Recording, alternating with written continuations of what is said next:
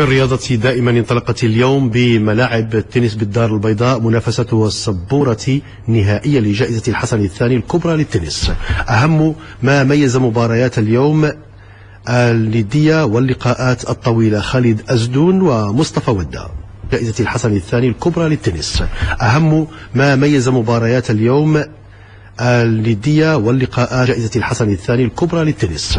أهم ما ميز مباريات اليوم الندية واللقاءات. جائزة الحسن الثاني الكبرى للتنس. أهم ما ميز مباريات اليوم الندية واللقاءات. في الرياضة دائما انطلقت اليوم بملاعب التنس بالدار البيضاء منافسة السبورة نهائية لجائزة الحسن الثاني الكبرى للتنس.